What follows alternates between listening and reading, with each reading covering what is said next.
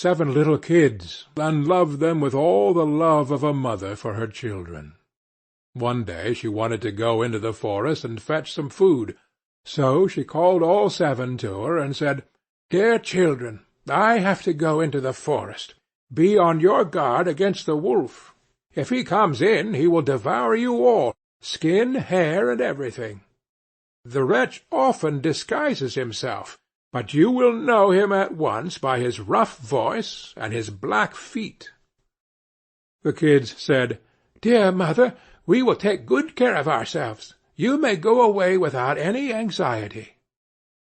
Then the old one bleated and went on her way with an easy mind. It was not long before some one knocked at the house door and called, "Open the door, dear children. Your mother is here, and has brought something back with her for each of you." But the little kids knew that it was the wolf by the rough voice. "We will not open the door," cried they. "You are not our mother.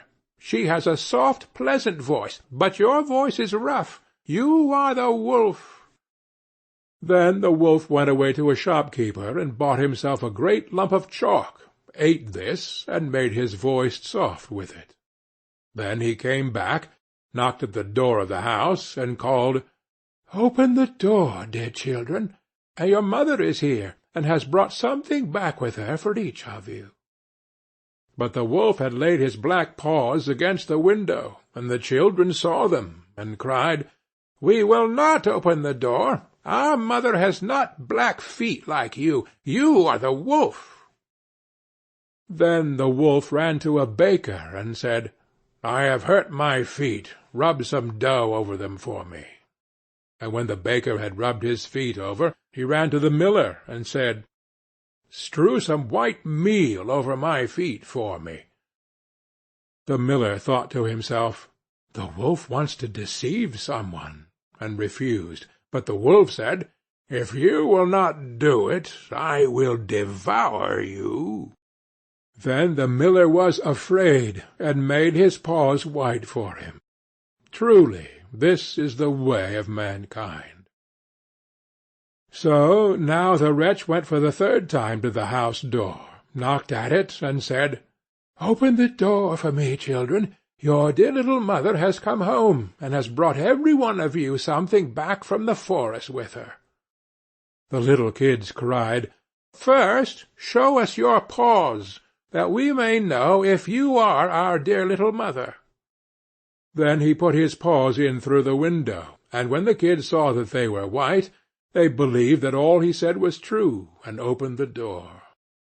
But who should come in but the wolf? They were terrified, and wanted to hide themselves. One sprang under the table, the second into the bed, the third into the stove, the fourth into the kitchen, the fifth into the cupboard, the sixth under the washing-bowl, and the 7th into the clock-case. But the wolf found them all, and used no great ceremony. One after the other he swallowed them down his throat. The youngest, who was in the clock-case, was the only one he did not find. When the wolf had satisfied his appetite, he took himself off, laid himself down under a tree in the green meadow outside, and began to sleep. Soon afterwards the old goat came home again from the forest. Ah, what a sight she saw there! The house-door stood wide open. The table, chairs, and benches were thrown down, the washing-bowl lay broken to pieces, and the quilts and pillows were pulled off the bed. She sought her children, but they were nowhere to be found. She called them one after another by name, but no one answered. At last, when she came to the youngest, a soft voice cried, "Dear mother, I am in the clock-case." She took the kid out, and it told her that the wolf had come and eaten all the others. Then you may imagine how she wept over her poor children. At length, in her grief, she went out, and the youngest kid ran with her. When they came to the meadow, there lay the wolf by the tree, and snored so loud that the branches shook. She looked at him on every side, and saw that something was moving and struggling in his gorged belly.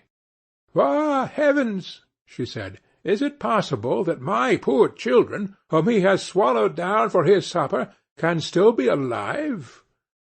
Then the kid had to run home and fetch scissors, and a needle and thread, and the goat cut open the monster's stomach, and hardly had she made one cut than one little kid thrust its head out, and when she had cut farther, all 6 sprang out, one after another, and were all still alive, and had suffered no injury whatever, for in his greediness the monster had swallowed them down whole.